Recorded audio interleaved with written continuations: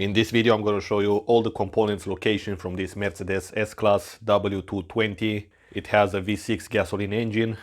On the driver's side fuse box you're going to find the ABS unit, this one right here, and the air suspension control unit. On the other side there is another fuse box, and here we've got the computer of the car together with some fuses. I made a separate video about the presentation of all the fuses and relays on this car. Go ahead and check it out. On the driver's side you're gonna find here the ABS pump unit. This is the connector to the pump unit. This is the connector to the brake fluid pressure. And this is the brake pressure sensor which is attached to the pump unit.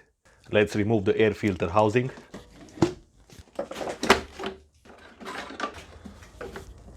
Now let's see what we can see around this engine. We've got the coil packs, 3 of them for each bank. This is bank 1, this is bank 2.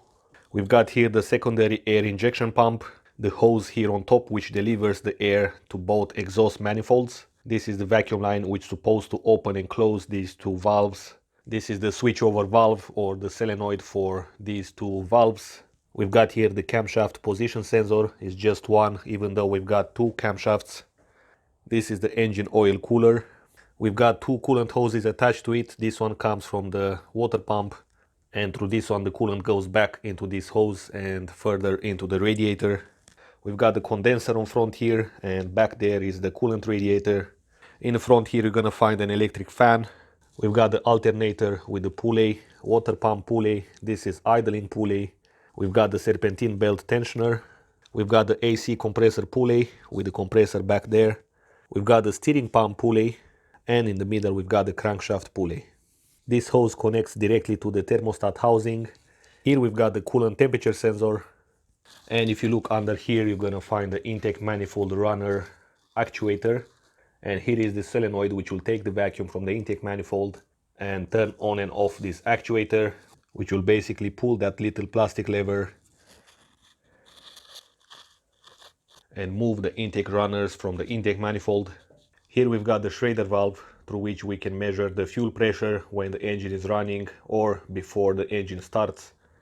On bank 1 we've got one PCV ventilation hose, while on bank 2 we've got two positive crankcase ventilation hoses. We've got here the fuel line which comes from the fuel pump and delivers fuel pressure to this fuel rail which goes around the intake manifold. And attached to the fuel rail we've got 3 injectors for each bank. The spark plugs are located on the side of each bank, and you're gonna find 2 spark plugs for each cylinder. So in total there are 12 spark plugs for 6 cylinders. We've got the power steering reservoir and the pump down there. We've got here connected the airmatic strut which has an air line which comes from the air compressor located on the passenger side right under the windshield washer reservoir. We've got here the high pressure line which comes with the refrigerant from the AC compressor. And we have the low pressure line which comes with refrigerant in a gas form, and it will return back to the AC compressor in order to be transformed again into liquid. I removed one of the valve covers, and here we can see that there is just one camshaft, and that camshaft will activate both the intake and the exhaust valves. And this engine has only one valve responsible with the exhaust for each cylinder, while for the intake there are 2 valves per cylinder.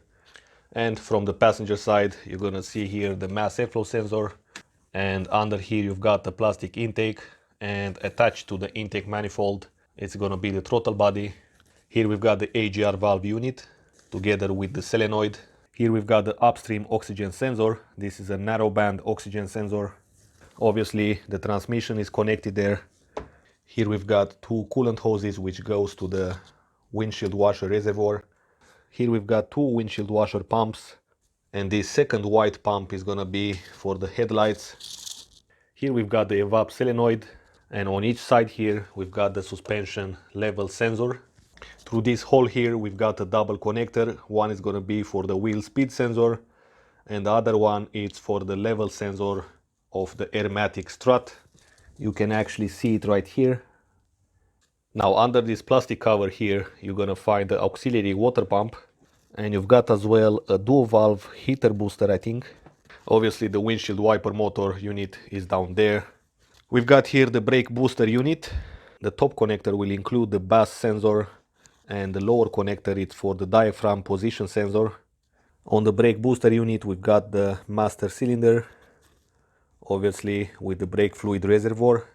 We've got this line which comes with vacuum from the intake manifold.